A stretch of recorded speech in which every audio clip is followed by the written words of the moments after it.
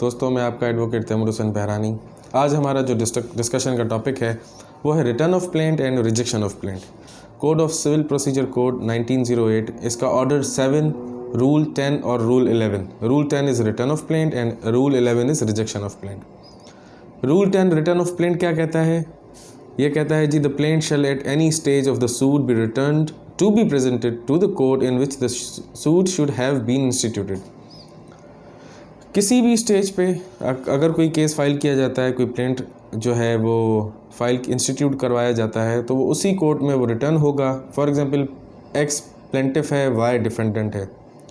तो प्लेंटिफ अगर कोई केस किसी कोर्ट में इंस्टीट्यूट करता है और कोर्ट को ये मालूम चलता है कि ये जो डिस्प्यूटेड प्रॉपर्टी है ये उसकी जुरिस्डिक्शन में नहीं आती, या पेक्यूनरी जुरिस्डिक्शन उसकी नहीं बनती, या फिज़िकल जुरिस्डिक्शन उसकी नहीं बनती, तो वो प्लेंट को रिटर्न करने की पाबंद होती है। अथॉरिटी और जुरिस्डिक्शन किसी भी कोर्ट की वो डिसाइड करती है कि ये प्लेंट उस कोर्ट में सुना जाए या ना सुना जाए।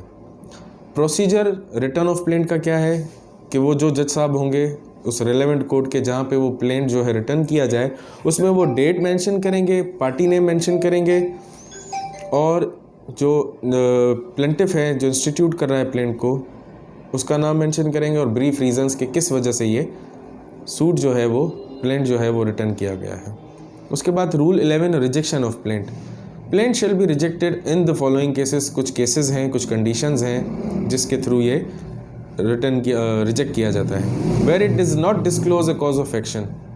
कॉज ऑफ एक्शन से मुराद फॉर एग्जांपल दो बंदों में किसी प्रॉपर्टी पे डिस्प्यूट है, किसी लैंड पे या किसी प्लॉट पे डिस्प्यूट है, और उसका वो कॉज ऑफ एक्शन डिटेल में डिस्क्राइब नहीं करते अपने प्लेंट में। फॉर एग्जांपल, प्रॉपर्टी का नाम ये है, या उसकी इनहेरिटेंस का जो पेडिग्री है वो शो नहीं करते कि किस तरह से उनके पास इनहेरिट हुई, और अभी टाइटल डॉक्यूमेंट किसके पास है, डिक्लेरेशन मांग रहे हैं नहीं मांग रहे हैं। ये सारी चीज़ें कॉज ऑफ एक्शन में आती हैं, जो अगरचे वो नहीं उसमें शो करते तो वो उसको रिजेक्ट किया जाता है। उसके बाद है where the relief claimed is undervalued and the plaintiff on being required by the court to correct the valuation within a time to be fixed by the court fails to do सो।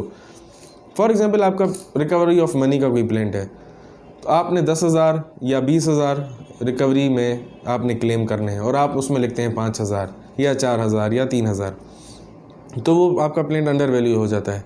तो उसके लिए अगर court जो है वो आपको एक जो है ब्रीफ फिक्स टाइम देगी जिसके अंदर आपने वो सारी चीज़ें क्लियर करके मेंशन करके कोर्ट में वापस से जमा करवानी है। उसके बाद उसी with in fixed time bye the court अगर आप वो चीज़ें पूरी नहीं करके देते कोर्ट को, तो वो रिजेक्ट करने की पाबंद है। Subsection c says where the relief claimed is properly valued but the plaint is written upon paper insufficiently stamped and the plaintiff on being required by the court to supply the requisite stamp paper within a time to be fixed by court fails to do so। इसमें अब इससे मुराद ये है कि जो proper plaint दाखिल करने के लवाजमात हैं, फॉर्मेलिटीज़ हैं, जिसमें कोर्ट फीस आती है, एफिडेविट्स आते हैं, स्टैम्प पेपर्स आते हैं, रिक्वायर्ड डॉक्यूमेंट्स जो फाइल करने होते हैं साथ, वो सारी चीज़ें उनमें से किसी भी फॉर्मेलिटी कोई भी चीज़ अगर पूरी नहीं है तो भी वो रिजेक्शन ऑफ प्लेंट में जाया जा सकता है। D says where the suit appears from the statement in the plaint to be barred by any law.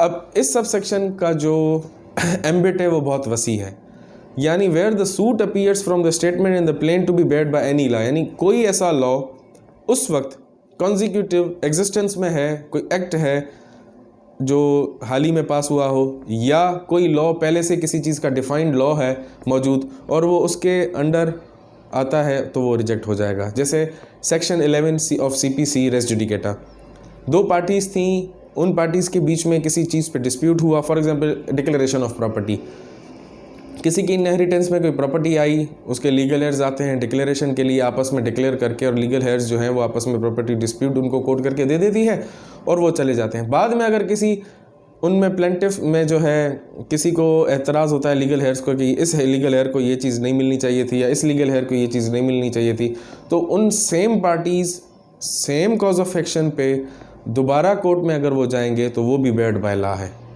तो ये रेस जुडिकेटा के एम्बिट में आता है।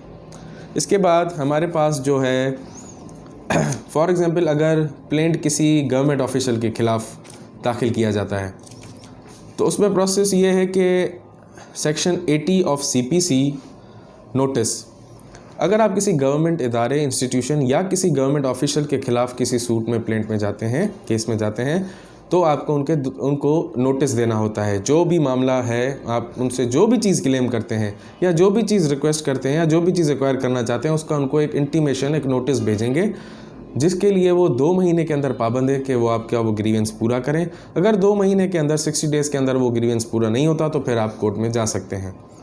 एंड फॉर एग्जाम्पल, अगर आप उनको बगैर नोटिस दिए सीधा कोर्ट में जाते हैं और आपकी एक जस्टिफाइड एक्सप्लेनेशन पर कोर्ट आपकी एप्लीकेशन अलाउ कर देती है, आपका प्लेंट अलाउ कर देती है, तो उस गवर्नमेंट ऑफिशियल या उस गवर्नमेंट इंस्टीट्यूशन के पास 3 महीने का वक्त होता है अपना जवाब, रिटन स्टेटमेंट दाखिल करने के लिए। और जिस तरह से सेक्शन 2 में हमारे पास है कि where the relief claimed is properly valued but the plaint is written upon paper insufficiently stamped and so, यानी फॉर्मेलिटीज़ की बात, अगर कोई फॉर्मेलिटी पूरी नहीं कर सकता, कोर्ट फीस एक बंदा नहीं दे सकता, then he have to prove that he is a indigent person. Indigent person means poor enough to seek help from others, यानी उसको कोर्ट में प्रूफ करना होगा कि मेरे पास इतने पैसे भी नहीं है कि मैं कोर्ट फीस अदा कर सकूं। तो फिर उस ग्राउंड पे भी कोर्ट जो है वो उसकी एप्लीकेशन, उसका प्लेंट अलाउ कर देती है। तो ये सारा था आज का हमारा रिटर्न ऑफ प्लेंट और रिजेक्शन ऑफ प्लेंट पर। इंशाल्लाह जल्द किसी दूसरे अच्छे टॉपिक पे इंशाल्लाह ताला कंसर्न टॉपिक पे, यानी जो हमारे पास रेगुलर टॉपिक्स हैं जिन पे रेगुलर प्रैक्टिस में इश्यूज़ आते हैं, मेरी कोशिश होगी कि उसको हम अपने लेक्चर्स में आगे जाके डिस्कस करें, ताकि हमारे जो यंग लॉयर्स हैं या जो न्यू लॉयर्स, अपकमिंग लॉयर्स हैं, जो अभी प्रैक्टिस में कदम रख रहे हैं, तो उनको किसी किस्म की तकलीफ़ ना हो। बहुत शुक्रिया।